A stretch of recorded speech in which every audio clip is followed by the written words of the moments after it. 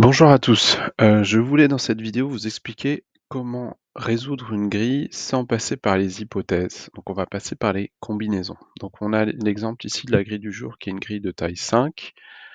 Ce que je vais faire pour des raisons de commodité, c'est que je vais la recopier dans un fichier Excel. Donc vous pouvez soit l'imprimer, soit la recopier dans un fichier Excel comme moi. Et donc on va y aller. Donc j'ai recopié la grille ici. Voilà, donc la grille de taille 5 de Yakuzo. Donc la première étape, ça va être de déduire le total manquant. Donc le total manquant, c'est la somme de tous les totaux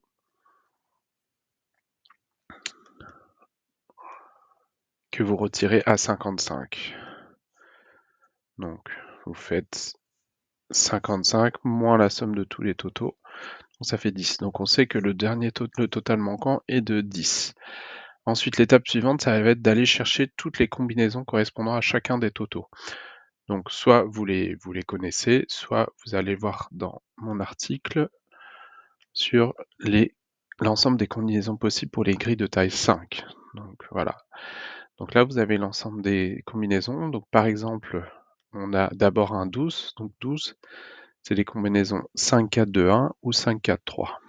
Donc vous pouvez les recopier. Donc 5, 4, 2, 1, 5, 4, 3. Voilà. Donc je les ai préparés en dessous pour gagner du temps. Donc je vous laisserai le faire de votre côté. Je vais les mettre en dessous pour que ce soit plus lisible. Voilà, donc j'ai l'ensemble des combinaisons.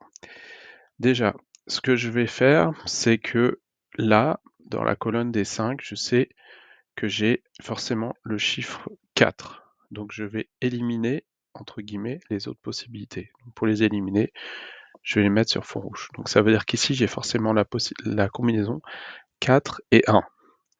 Alors comme il y a un seul 1, ça veut dire que toutes les autres combinaisons où il y a des 1 peuvent être éliminées. Donc je les élimine. Donc déjà, ça va nous faire un premier tri. Ensuite, je sais que dans cette colonne-là, je n'ai pas le chiffre 4, mais bon, c'est pas grave puisque j'ai déjà éliminé la combinaison où il y avait des 4. Donc déjà, pour avancer, je vais repérer là où j'ai des 5. Donc je vais les mettre en bleu pour pouvoir... Donc là où j'ai des 5, c'est ici, ici. Donc j'ai des 5 potentiellement partout. Ah oui, sauf ici.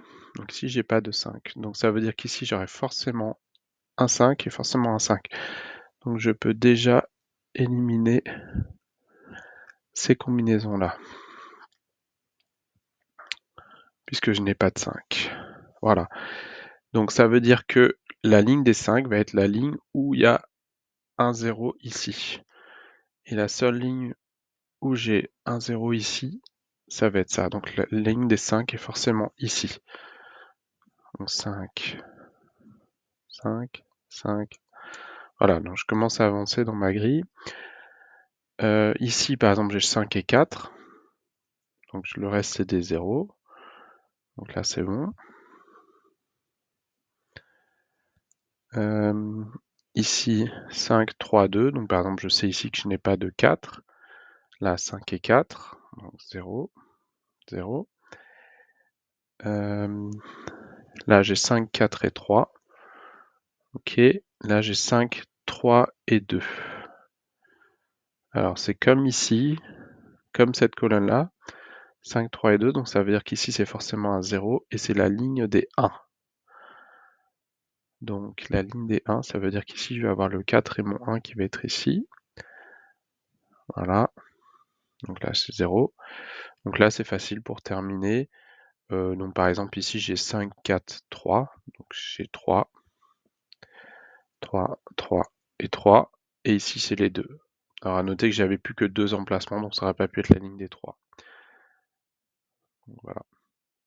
Et voilà, donc vous avez résolu votre grille sans faire d'hypothèse, mais en passant par les combinaisons. Je vous invite en commentaire à me faire part de la manière dont vous avez fait pour résoudre. Peut-être que vous avez d'autres méthodes. Voilà, merci, à bientôt.